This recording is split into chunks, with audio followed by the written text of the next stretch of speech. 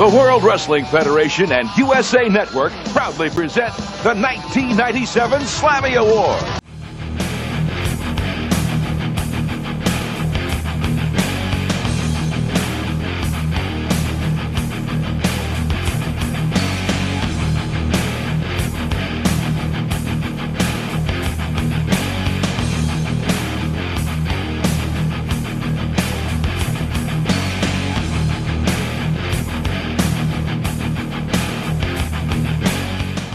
Hello, ladies and gentlemen. Welcome to a special episode of Warring the Attitude. We are going to war our way through an award show today.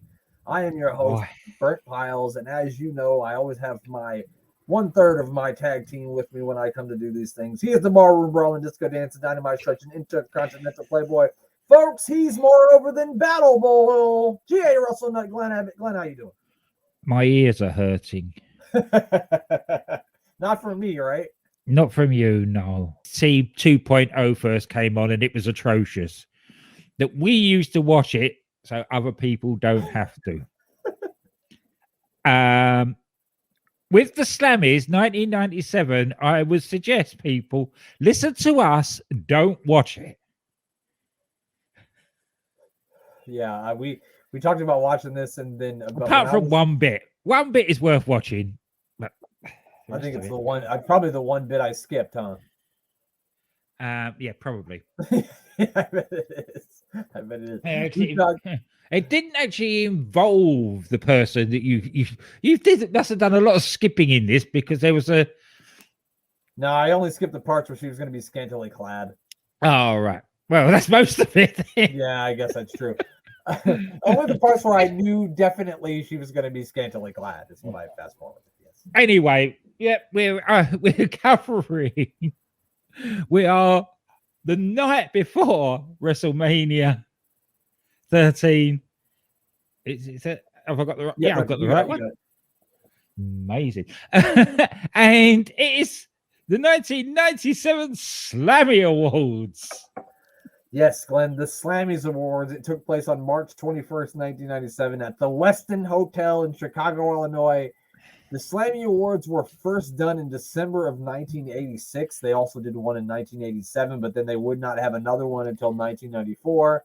They had one again in 1996, but this 1997 episode will be the last Slammies until they start making the Slammies a part of Monday Night Raw in 2008. And after you watch it, you'll understand why. I'm not surprised. Because it's not good. And it doesn't even start off well. Oh, God, no. You would think, right, Vince basically comes on and says, welcome to the Slammies. Now, here's your host, Todd Pettingill. Yeah. You think, oh, that's fine. Decent host. The guy starts singing. And singing about Vince's nuts. And how his nuts are big. Yeah, how his nuts are bigger than the opposition's. McMahon's got plenty of nuts. Ted Turner don't. You'll see our superstars. No old guys here tonight. Ladies and gentlemen, it's the 1997 Slammy Awards. Are you ready to go? Yeah. So they're having a go at WCW from the off. They have lots of goes at WCW during the show. I recorded, I was going to record Todd Pettingill singing, and I'm going to drop little parts of it throughout this show. I'm not going to play it all at once. I'm going to just drop little parts of it at different parts of the show. And I started recording it, and I went upstairs to do something, and I came back down 4 or 5 minutes later. I'm like, why is he still singing? Why is he still singing? It's been 5 minutes. Stop it already. All right, here we go. I've got this verbatim, right? It starts off with Vince's nuts. Then poor Sid gets it. Then it's Rocky. Then it's the Sultan. Then it's Stone Cold. Then it's HBK. Then Sonny. Then Owen and Bulldog. Undertaker, Flash Funk. The King, Farouk, Bret Hart, Goldust, LOD, Vader, Ahmed Johnson, JR, Hunter and China. And finally, the best bit of it, the end. When it finally was over. Yeah. Glenn, did you ever think in your life that you would be happy to see Ahmed Johnson come up to be a presenter for an award? Did you ever No. think, like, thank God? That's right. Ahmed Johnson, tell me, 'cause I wonder why. How come your neck's thicker than Doc Hendricks' thigh? I saw you on an interview with old JR. I bet that you could stuff him in a mason jar. But we did, and he is here to give away the award for the new sensation of the square and circle. Some of I these just nominees, just about understand that from him as he grunted grunted his way through the presentation. I'm pretty sure he made a WCW remark too. I'm not 100% sure, but I'm pretty sure he did. I also found it hilarious that Stone Cold Steve Austin is up for this award, and he's been in the WWE for like 3 years. Yeah. There was only one real nominee that was worth. Luckily, they did give it to that one. But You talking about Mark Merrow? no, because he'd been around for a while. Yeah, since WrestleMania 12, yeah. Yeah. The only up and comer really was Rocky Maivia. Who else could it be? Oh, well, it could have been Flash Funk, I guess. I suppose so. Yeah. They put Mankind in there too, and Mankind's been around for just as long as Mark Merrow has. Yeah. Stone Cold came in 95. He was the ringmaster in 95. They want to give him this new sensation of the square and circle in 1997. 7. They didn't have a lot of new sensations then. Well, this whole thing, I didn't actually make a note of all the nominations, just who won, but I hope you have, because there's some really weird nominations for the WWF. Some of them you're just like, huh? So the nominations for these were Steve Austin, Mark Merrow, Flash Funk, Mankind, Rocky Maivia. Ahmed Johnson starts to say it's Stone Cold Steve Austin, but then he goes, I don't think so. Yeah. And it's Rocky Maivia. The Rocky Maivia gets up here and gives the most, well, look at me, I'm the best guy ever. Cheer for me promo that I've ever heard. Yeah. And then Thank you to my father. Then Todd Pettengill informs Stone Cold that he came in second place, which brings Stone Cold Steve Austin to the stage, which he informs Rocky Maivia that if he wanted to, he could come take the Intercontinental Championship from him just like that. And that Bret Hart's going to get the beating of a lifetime at WrestleMania 13. I don't think that there's anything bad on this show than the Stone Cold promo that just took place. Yeah, that's right. And ironically, there was no actual, not in this bit anyway, actual violence. No. Unlike with Will Smith. Yeah, nobody got slapped. I would, if Stone Cold Steve Austin had got up there and slapped Todd Pettengill when he was singing, I would have stood up and applauded. Yes, I would. Yeah. Obviously, Stone Cold is aiming at Ken Shamrock now. Basically, he's targeting Ken Shamrock and says, he's the most dangerous man on the planet, not him. Yeah, he said you couldn't be the world's most dangerous man because the world's most dangerous man is talking to you. Yeah, that's it. And it's easy to see why everybody loves Stone Cold Steve Austin, because how could you not love that? That's right. I don't care if he slapped my mother. I'd still love it. Yeah.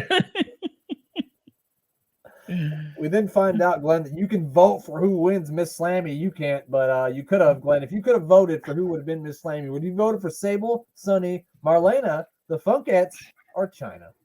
I'll let you know in a little bit. Okay. Stay tuned, people. Stay tuned for that. Spoiler alert, I wouldn't vote for Sunny. Anyway, they also tell us that we will see talent and swimsuit competitions to go along with the Miss Slammy Award. Oh boy, Glenn. Of course. And then we get to... Well, there's like 3 of him. Honky Tonk Man. He looks like he's been on the pie diet. No shit. Him and Jared the King Lawler have been eating together, apparently. Yeah. Like it. We can't get away from this motherfucker, Glenn. And he's out here to award the Dress to Kill Award, the Honky Tonk Man. Look out here, look like a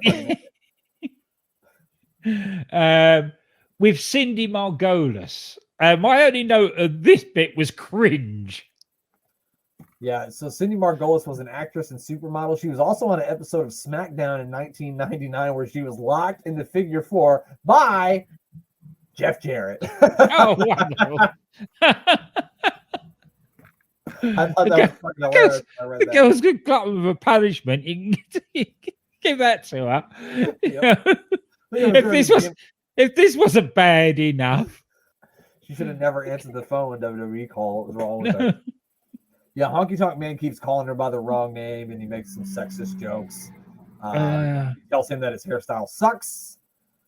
They also play like weird video. They would like the nominees are, and then they would show these really fucking strange fucking videos. yeah, I know. It was like, do you remember the part, the part of Willy Wonka where they go through the weird tunnel and they start seeing all that weird shit? That's what these videos were like. Exactly what they were like. The nominees were Shawn Michaels, Sable, Marlena, Flash Funk. For some reason, he doesn't really even have that much hair, and The Undertaker. No, this was the Dress to Kill. This wasn't the hair one. Oh, Dress to Kill. I'm sorry, you're right. So it's a Flash Funk being Just because they showed that bit from where he comes out looking like the Godfather Jr. No, yeah. The only WWF category, only in the WWF could a category called Best Dressed have the Undertaker as a Undertaker. And the winner is, of course, Sable's the Sable. winner. Yeah, of course. Meryl says that no matter if Sable's dressed or not, she's a killer. So there's that. So yeah, Sable's the best dressed. And then they're ready to give away another Slammy, but it's time for the Nation of Domination to make their way out. The Flash Mob. The Flash, yeah. I guess they needed the white rappers to have them come in and to play them in as they came and sat down. So that was something. I love the way that they've given them like dinner jacket style but parkas with Nation of Domination on the back. Very nice touch. Farouk, you changed your name. Why did you have to go and form the nation with that crushing Savio? Your domination tactics, what's up with that? You won't scare anyone with that goofy hat. We then see our good old pals Adam and George. Remember them from the Royal Rumble episode? Oh God, yeah, those two. They come up to give away the next Slammy. These two dweebs can't help themselves, Glens. They're like fucking Marks at Starcast or WrestleMania Access. And they, they're taking pictures. They're supposed to be giving an award away. This Slammy goes to the best tattoo. Yes. And Drew Barrymore is somehow, up for this award. I don't know why. Also, Crush Brother. It's not. I'm sorry, that's not Brother Crush. That's a Jailbird Brother Crush. Yeah, that's the one with the. Shawn Michaels, I think, has one tattoo. I'm not sure why he's on there. And then, of course, The Undertaker, because he's got a lot of tattoos. And then, last but not least, they have rocker Tommy Lee for some reason. Because he's got a lot of tattoos. I suppose. But again, I never saw that Drew Barrymore Tommy Lee match. Did you? No, I don't remember that at all. I think that would have stuck in my brain. Neither of those two are even celebrities on a WrestleMania or anything, were they? No, I mean, Tommy Lee was once married to Pamela Anderson, and she was at WrestleMania. Does that count? I don't know. So the Undertaker, of course, wins because who the fuck else would win the best tattoo award? He's got a lot of them. Yeah, that's right. It doesn't look like. Sorry. It doesn't look like the Undertaker's here, but then eventually the lights lower. And like hearing that live band play his music, I just thought that sounded really fucking cool. Didn't you? Oh, it was great. Yeah. It was really good. And meanwhile, if there's not enough piss taking in this bloody show, which one was it? Was it George? Yeah, started pissing himself.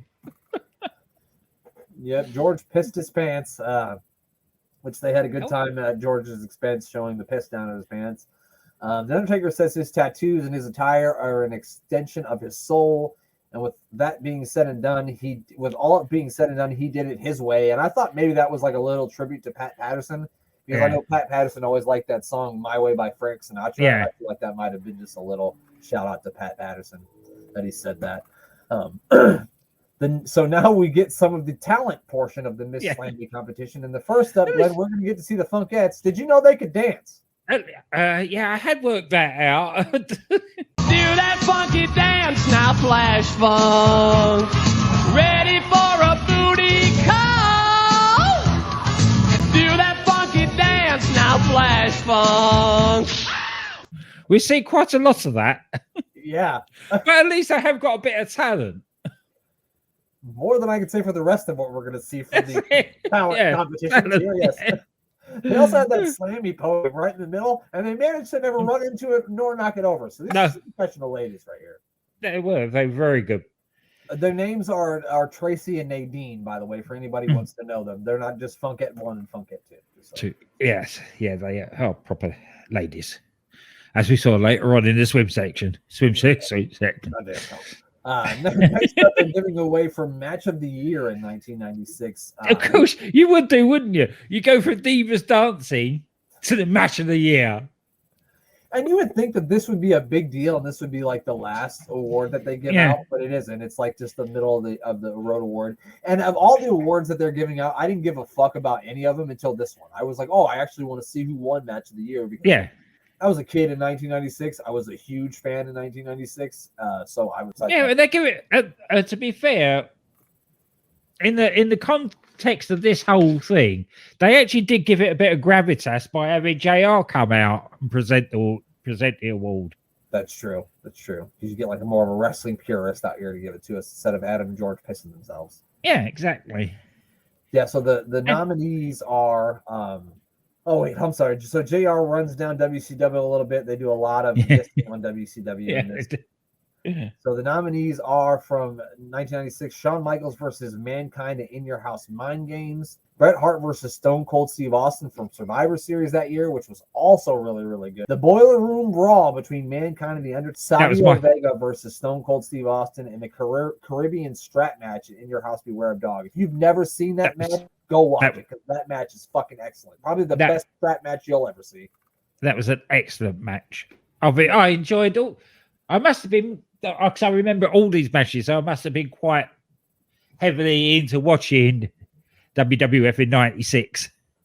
Yeah, then of course the last match that they give is the Iron Man match from WrestleMania 12 between Shawn Michaels and Bret Hart, and of course that one wins. Glenn, do you remember all those matches? If you had to pick one of those matches, which one do you think you'd pick as your favorite? The barroom, the Boiler Room Brawl. I figured you'd say that. Yeah, it was the whole thing. It was the build up to it, and right from Mankind first coming in and doing all those promos in the Boiler Room, and it just had me. I mean, that was like the turn of Paul Bearer and like all that stuff. I loved when I was a little kid, I thought that was like the fucking coolest match I'd ever seen. When I was like 13 years old, I thought it was just fucking awesome. If I had to pick one, like I said, it would have been the Shawn Michaels Mankind match from In Your House Mind Games. It was just really, really good. And it had a lot of stuff in it that you've not seen a lot in WWE at that point, like chair shots and people going through tables. And it was just a really, really good match. The Iron Man match for me is good, but I do think it's a bit overrated. Like, people talk about it like it's this mythical, legendary match, and I just don't see it. Yeah. Both guys get up on stage together, which is always interesting. This is the only reason for this being given this, isn't it? To have them both on the fact that he actually started selling the dodgy knee during an awards ceremony is pretty good going. Somebody told him, they said, "Hey man, nobody believes this shit. Maybe you should limp a little." He was like, "All right." And then Bret Hart kind of throws like a sly diss at him too. He says, "If you're ever healthy again, maybe we could go one-on-one again sometime." Yeah. Oh, Bret Hart, Mr. Anti-Charisma. He is kind of a vacuum. Excellence of execution. Bret returned and won on shotgun. Brother Owen better get going, 'cause the Hitman's number one. He's not even a vacuum, he's an anti. He's past the vacuum, the other side. Yeah, he basically tells Stone Cold Steve Austin that he's in the beating for his life, and he won't be able to say the words "I quit" fast enough in their match at WrestleMania. Then they cut to Doc Hendricks, Michael P.S. Hayes. For you people who didn't know, he was Doc Hendricks at this time in WWE. He's trying to sell us a WrestleMania 13 hockey jersey with some young ladies dancing. And I couldn't help but notice there was like one guy behind one of the young ladies, and he was being absolutely handsy. And I was really uncomfortable with how handsy he was being with her. I wanted to like jump in the TV and punch him in the face because I was like, yeah, that's what I was thinking. I think you're either on a register now, or somebody's going to be. If anybody sees that back, they're going to be suing the arse off you. Yeah, but like that's the only thing I could think of this whole time was this handsy guy touching this poor girl. That's the only thing my eyes were focused on. But yeah, then we're going to get the Slammy for best hair. And of course, we bring out the Legion of Doom, who's got great hair, right? Yeah. Oh, dear. They try to be funny. It didn't work. That didn't work at all. They've been gone for a while, but now they're back. They're Legion of Doom. Their spikes are in the back. Across as funny, or even got a little chuckle. Yeah, nothing at all. If you're going to do comedy, you don't have the fucking Legion of Doom do it. That's not going to work. The nominees for best hair are Shawn Michaels, of course, and of course Hunter Hearst Helmsley. We even got Stone Cold Steve Austin, who has no hair, and then Mankind, who pulls his hair out. Now, that was the funny bit. Steve Austin was nominated with no hair. Well, at least we didn't get like fucking Cindy Crawford or something, because she doesn't even fucking wrestle. So. And Bret Hart, of course, because of course Bret Hart. Look at that hair, pal. They also I couldn't help but notice Doink was here. We haven't seen Doink on TV at all in '97, so I thought that was strange. Yeah, he's only there so everybody could chant "Kill the Clown."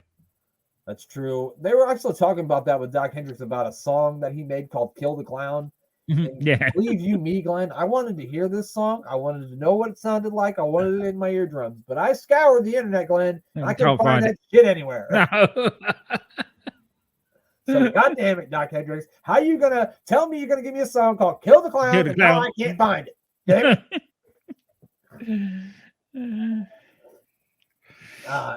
it. Triple H is the winner of the Best Hair Award. He tells Todd Pettengill that Chyna's going to need to have a word with him after the show, probably about that joke he made when he was singing. Which was it? Yeah, which one's got the balls? Yeah, I'm not putting that clip in the show. I wasn't going to put that clip in this one. No. Hunter says he thanks the fans, but of course, because they voted for him, because why would, of course, they had to vote for him, because look at his hair, and he tells everyone to eat their hearts out. Next up, we got Captain Lou Albano and Sonny on the stage to give out the award for the loosest screw. Can I just tell you, even before this started, as I wrote down Lou Albano and Sonny, I put WWF loosest screw has to be Sonny. Mm-hmm. If you're giving the award out now, yes, you would. And throughout, that was the joke. Everybody mentioned it. Yeah, they kind of did. So I mean, I would think the craziest person in WWE at this point has got to be either Mankind or Psycho Sid, right? I mean, he's literally called Psycho Sid. Definitely. To be fair, they did have some good loonies nominated for this. And how Captain Lou was lit. This motherfucker had like, I don't know how many drinks, but he was fucked up. There's the one time I actually agree with Sonny on anything where she said, "You're the one. You're the loosest screw here." Ain't that the fucking truth? Yeah, Sonny's never said any truer words than that. The nominees are, of course, Sid and Mankind, as I said. Kramer from Seinfeld, for some reason. Glenn, you a big Seinfeld fan? No, I've never seen it. Never. I've seen episodes of it, but it's never been something that I like to watch. Stone Cold Steve Austin, and of course Bob Backlund, because he's batshit crazy.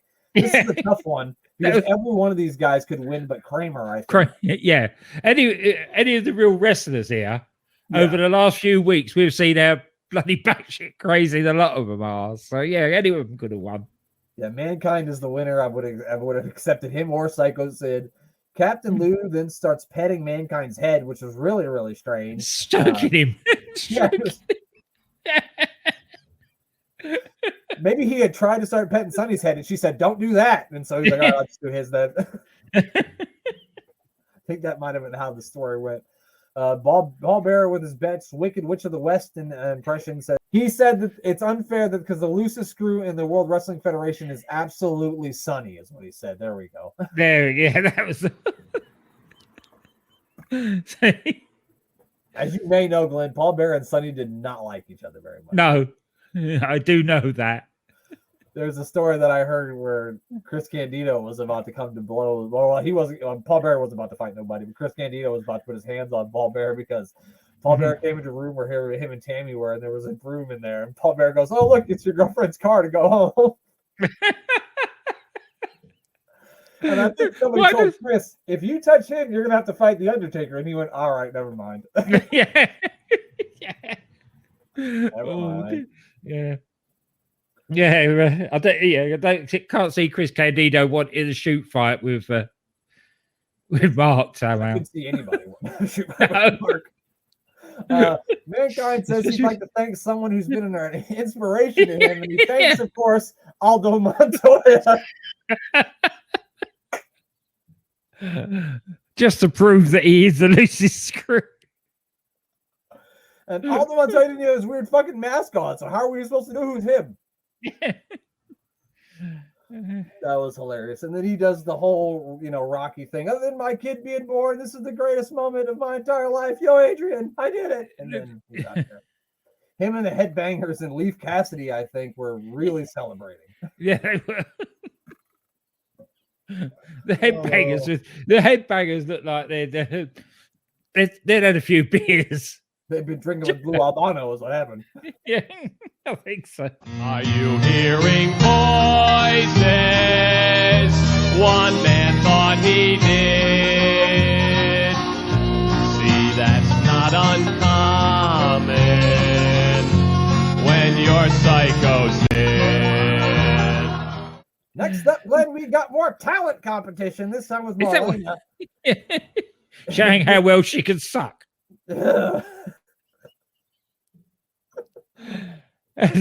And that more cringe is the two comments I've got from that little bit. Oh, Glenn, you got me with that one. I didn't see that coming, but you're right. She was sucking out cigars. I guess she could be blindfolded and smoke cigars and know what kind of cigar it was. Seriously, what the fuck is happening right now is my notes. Yeah. So far, I've got the Fun Gets in the lead because at least they did something cool. Yeah. Oh. And Goldust made a joke about his penis, of course. Yeah, there was of course. that. Very strange stuff going on here. Got a little something you could suck on later, he says. Yeah, got it. No. As I said, more cringe. Lots of cringe. They're about to give out another award, but Owen Hart just rushes the stage and declares himself the winner. I love that. I've got another Slammy. Owen Hart and a Bulldog, they can't get along. Davey says the earth's round. Owen says he's wrong. And yesterday we caught him fighting over Donkey Kong. I'm pretty sure he did the same thing at 96, and this is just kind of the running gimmick that he does. And he says, "Hey, Bulldog, you might have 2 belts, but I got 2 Slammies." Yeah. They run straight into Vader, who then chases after him, falls over a chair. So, like, what happened was, like, a waiter or something's bringing a big tray of drinks, right? Yeah. Owen trips this person, and they throw all these drinks onto Vader. Yeah. Judging by Vader's reaction to this, I don't think Vader knew this was coming because he was really pissed. Yeah, he did. And he went in so badly to get his hands on Owen that he fell over the furniture. Yes. And so the big Vader has to get up and act like it was all an act, even though we know he wants to kill Owen right now. Everywhere I go, people want to know what the heck is up with Vader. Dog collar fits in place right over his face. What's up with Vader?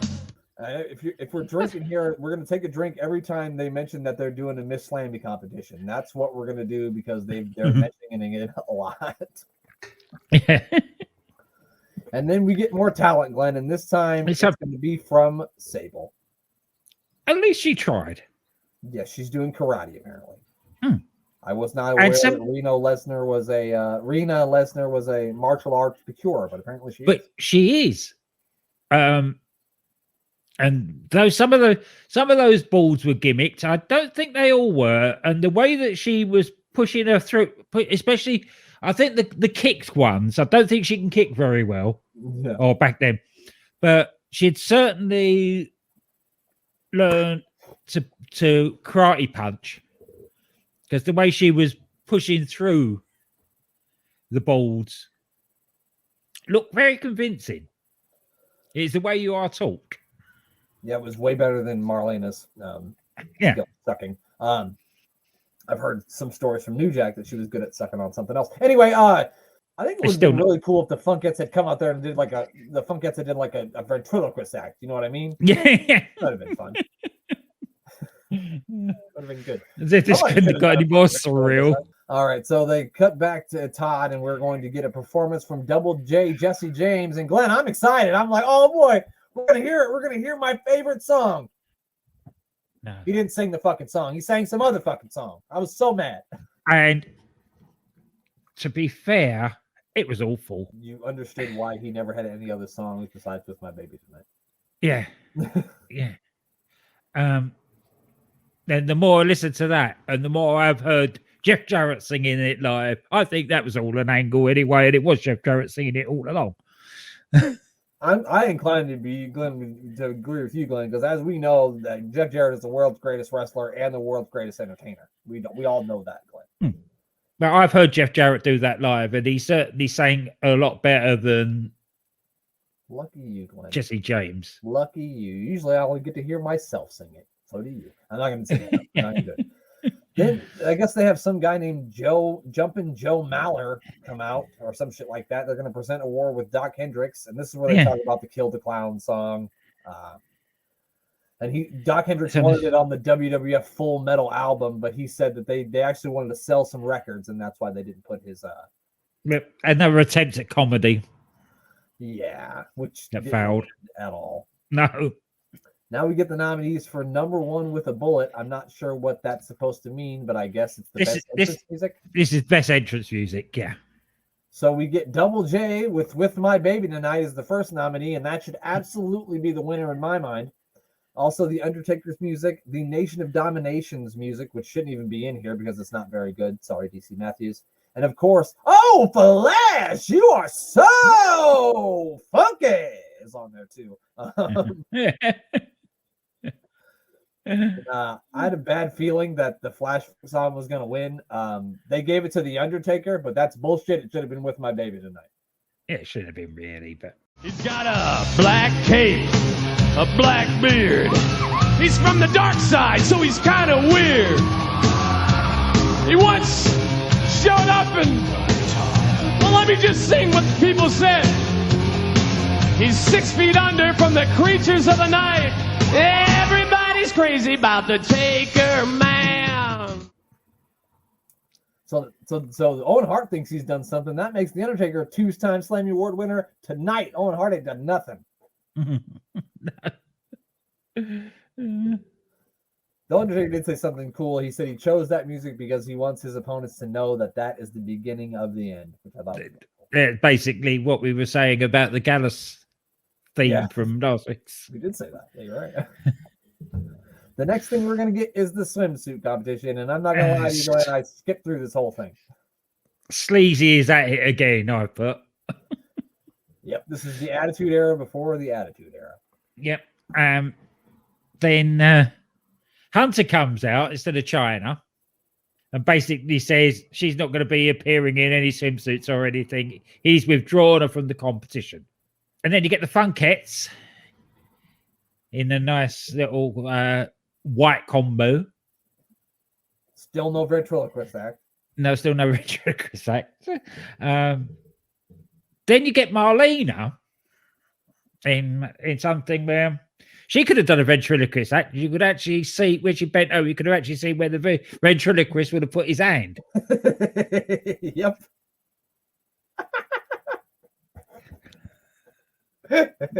Usually on the mirror gets me to laugh like that. Nice work, Glenn.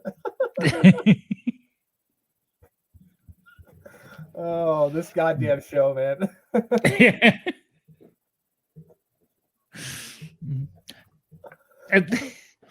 And then I'm picking up the phone and ringing 1-900-737-SLAM. Because damn, Sable comes out with very little on at all.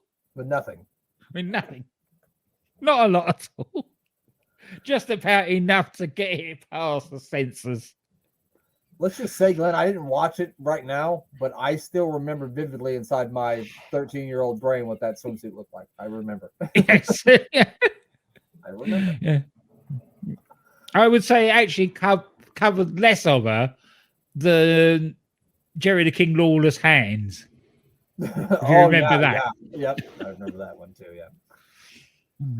So then we're get back to some awards. No more of this filth. I'm just kidding. The next presenter will be the Ticking Time Bomb, Brian Pillman.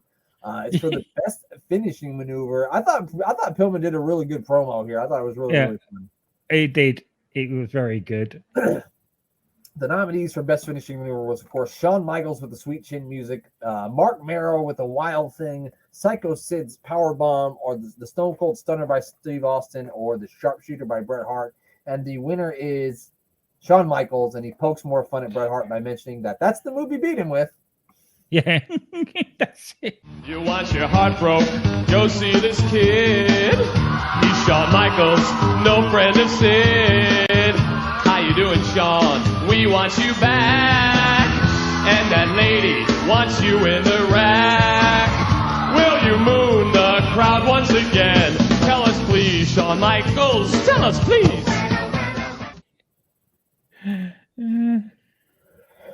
At this point, Bret Hart wanted to grab Shawn Michaels by his hair and whip him around a room, which we'll talk about that later. Now we're going to find out who's going to win the Best Couple Award. Glenn, aren't you excited? Oh, great. Yeah, especially we're seeing it's Vince and the King that are going to present the award. They're a hell of a couple, aren't they? Yeah, they are, aren't they? They should be up for a couple of the year award, I think. So JR, the King gets up there and he's going to start, making fun of all the couples, but Vince is like, and then from there, here are the nominees. Yeah. And we of course get Goldust, Marlena, Bill and Hillary Clinton, which I didn't even know they did any mixed tag team matches, but apparently they had. Mark Merrill and Sable, Siegfried and Roy. They must have took Bill and Hillary. I wasn't aware. Yeah, I'm not sure. And Hunter and China are the last one. And the winner is Goldust and Marlena, of course. There's only two real couples in that lot. Because Hunter and China have been together for about a week. We just learned China's name. Yeah, that's it. And then all of a sudden they're treating it like she's been there forever. Mm. Well, and Bill and Hillary, I guess. I'm not sure about Siegfried and Roy. I don't know. No. No, the Clintons or Siegfried and Roy, I don't know why either of them were on there. We only have two couples. We only have two. They come from California, straight from a movie set. I said Goldust was straight and won $100 bet. They can give you any line from any single movie. They're from Cali. They're Goldust and Marlena. And now we get more talent competition from Miss Slammy. This time we get what China's going to do. And she's lifting some heavy fucking weights, man, because that's what China does. She's pumping iron. Yeah. As you would expect. Her talent is at least way more better than Marlena's and a little bit better than, well, I guess it's about equal to Sable's, I guess. I don't know. I don't fucking know. And then they go right from that into Sonny's talent, and I guess Sonny's talent is just starring in a music video. Yep.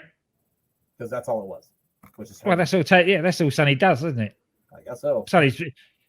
Sonny's talent is being Sonny. Nobody did a ventriloquist act. That's bullshit. No. I also want them to come up there and have them quiz them on current events. Like, what do you think about world hunger? I'd like to know what the Funkettes feel about world hunger.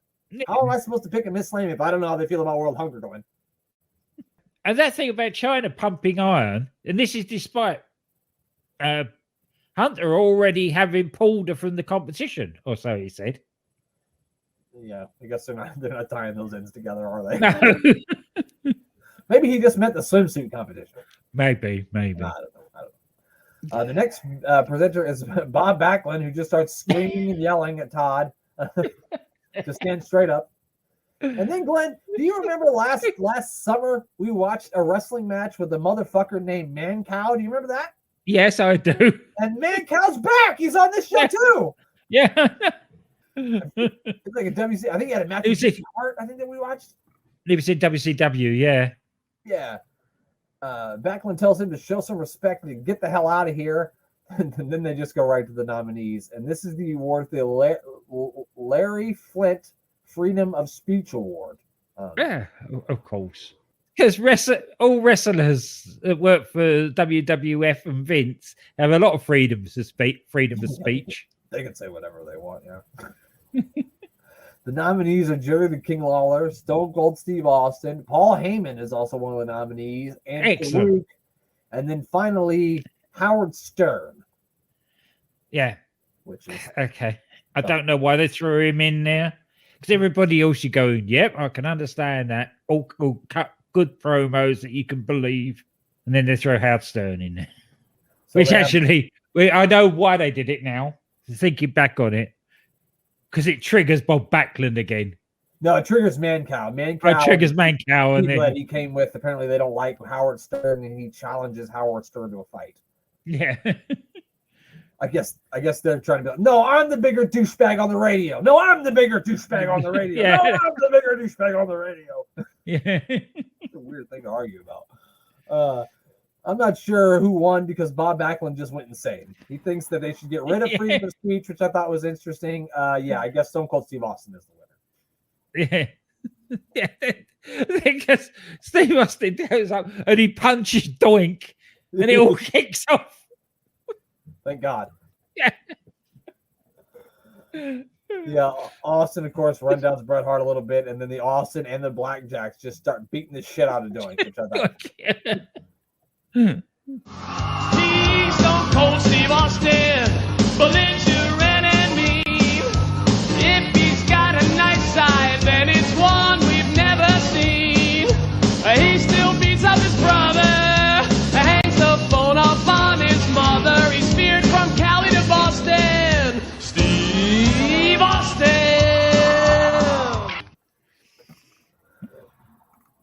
Show him crush word there. Oh, yeah, no, that would have been great. He would have really crushed him. The next thing, Glenn, they had the greatest fucking running back in the history of the NFL. Chicago Bears great Walter Payton out here to present an award, Glenn. I'm a huge Chicago Bears fan, so I was excited to see old Sweetness out here. Familiar with Walter Payton? Yes, very, very. It's the same way that you're familiar with Pele, but and he played on the only Super Bowl that my team's ever won. So because in the early 80s over here, they had this big thing of trying to get the first European league going. There were teams in Germany and over here, but you used to get all the games from the States late night on the telly. Just kind of, I mean, you still get the games on the on television over there right now, right? Too. Yeah, it's all on Sky now, or BT, or whatever they call it. But back then, it used to be on terrestrial TV, so you used to watch a lot of American football back in the day. Glenn can stay up really late. Yeah, do it tonight, as a matter of fact. You remind Shawn Michaels that the last time he was in Chicago that he whooped Shawn Michaels' butt at 1995 Survivor Series SummerSlam, which I think he was in the corner of Razor Ramon, I think, for that match. Mm-hmm. He's going to give out the award for the star of the highest magnitude because, of course, Walter Payton would give out the award because he is the star of the highest magnitude. He said one of these people should be people who knows when to shut up, and I doubt it will be because the nominees are Shawn Michaels, who doesn't know when to shut up. There's Stone Cold Steve Austin, who's never shut up. The Undertaker, now he's a man, and then there's Psycho Sid, who's just a crazy motherfucker who says whatever he wants, and Bret Hart, who never stops whining. And the winner is, naturally, it should be The Undertaker with all those nominees. And he's really cleaning up tonight. That's his third Slammy Award. Yeah. And all well deserved too. Definitely. In this chaos. This bullshit. The kid also said that nobody tough has ever played for the Chicago Bears. And I'd just like to say right now that the Jerry King Lawler can go fuck himself. The Undertaker thanks the creatures of the night and his crew, which I'm assuming he means the Bone Street crew. I'm assuming that's the crew. I would think that, yeah. They show us Adam and George once again with Doc Henry showing the hockey jerseys. And they make sure George turns around to show us piss pants. Nobody obviously bothered to tell the Undertaker that they wasn't brave enough to tell the Undertaker that this wasn't a real award ceremony, that it was all a work. Oh, bullshit. Because all these 3 acceptance speeches have been genuine. Yeah, they really have. And it's not like the Undertaker talks a lot either, so it's kind of strange. Then they bring out a very odd couple of Psycho Sid and Gorilla Monsoon. And they're going to give out the next Slammy Award, and this one is the WWF Lifetime Achievement Award. You can understand it. You got the president in kayfabe, right, and the world champion. True. So that is, giving out the Lifetime Achievement Award. That's why they had those 2. That does make sense, Glenn. Thanks for bringing some sense to this. That's what Glenn's here for sense, people. It's only because this is the only bit of the whole bloody thing that made sense. Yeah, it was the only thing that felt like an actual award, too. Yeah. This is Lifetime Achievement Award, and of course, the award's going to go to Arnold Skolin, who's a longtime WWF employee, wrestler, and manager. He was Bruno Sammartino's manager and was the first person to ever manage Andre the Giant. He was also Bob Backlund's manager during his 6-year run with the WWF Championship. I think he was the one who threw in the towel during the match with the Sheik, right? Was it Arnold Skolin? Okay. That's him, yeah. Arnold gets up there, he thanks his wife and he's going to give her his trophy, which I thought was really sweet the way he made sure to thank his wife and give his wife the trophy. I thought that was really sweet. He said it was one of the best nights of his life. So, congratulations to old Arnold Skolin, who is the 1997 World Wrestling Federation Lifetime Achievement Award. That was probably given to him to make up the fact that they'd never put him in the Hall of Fame. Yeah, probably. Well, he's in now. Yeah. And we're going to be on an Arnold Skolin watch with UTT Rob next week for WrestleMania 13. So we're going to be taking shots every time we see Arnold Skolin. I'm just kidding. All right, now it comes, Glenn, the one we've all been waiting for. The highlight of the night. Miss Slammy. And it's Sable. So Miss Sable Lesnar is the 1997 Miss Slammy. So that's fun. I would have voted for the Funkettes, but that's just me. Well, as I said, on artistic talent, the Funkettes had it. But that swimsuit, damn. Yeah, that was the one. Damn. Ron Simmons went, damn. Yeah. So that brings the show to the end. The Undertaker was the big winner of the night. He won 3 Slammies. Sable didn't do too bad herself. She won a couple too. I think Shawn Michaels might have won 2. I'm not sure. Glenn, tell me, how much did you love the Slammy Awards? It was painful watching it, but I've enjoyed talking about it. We've had more fun talking about it than I certainly had watching it. Absolutely, yeah. And I looked back at the 1996 one. This one was like an hour and a half long. The 1996 one is almost 2 fucking hours. And if you're asking yourself out there, did Todd Pettengill open the 1996 Slammy Awards by singing? Yes, he did. Oh no, they didn't learn. No, they didn't do it twice. It's no wonder it fell off the radar to 2008. Todd Pettengill's the only person singing that'll make you wish that Vince McMahon was singing "Stand Back." He's the only guy. Yeah. Only one. Oh, it's dreadful. Well. So that's going to do it for this special review of the 1997. It says it all when the best singer on this show was Sunny. And that was in a music video. Yeah. I don't think she was even singing. It was just her in a music video. No, she does sing her own theme. Oh, does she? Yeah. Oh, wow. Well, goddamn, pal. Anyway, now she's singing in the shower. Anyway, Yeah. I'm sorry. I shouldn't do that. All right, Glenn, what you got anything you need to plug before we get out of here? I suppose I better before, because the next time people will be listening to us after this is Rob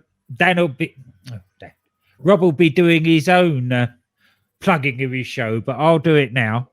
I'm booking the territory with Rob and Dan.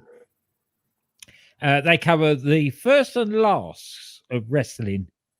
I was on quite recently, and we did the first. I think it was the first NXT Level Up. NXT Level Up. That was it. They also do a little side tournament. A little side podcast. It has nothing to do with little people. Nothing to do with little people. It depends on your definition of little. It's being the elite. It's being the elite, by the way. And they're covering Gator Golf. And they're coming to the end of their run of Unbooking the Tankatory, which when we actually finish our run of NXT UK Heritage Cup, we will be nicking the gimmick and doing a sit-along. Yes. The many voices of Psycho said. Bang Bang Podcast with Andy, DDT Wrestling with DC and Doc, and if you're a sci-fi fan, the Doctor Who Podcast with Danny and Sire. And they're all I'm plugging. There you go. Only thing I got to plug is make sure you check out Sports Wire Radio and give our buddy Thomas Bryce a follow on Twitter. It's Thomas Bryce 2017, and on Instagram it's Thomas Bryce 2020. And of course, give our third member of our tag team here, the Mayor of Canton, a follow on Twitter at Mayor of Canton, and check out A Meal with the Mayor every Wednesday. It was actually billed A Meal with the Mayor this Wednesday. This is like a bonus show almost. It was. It really was.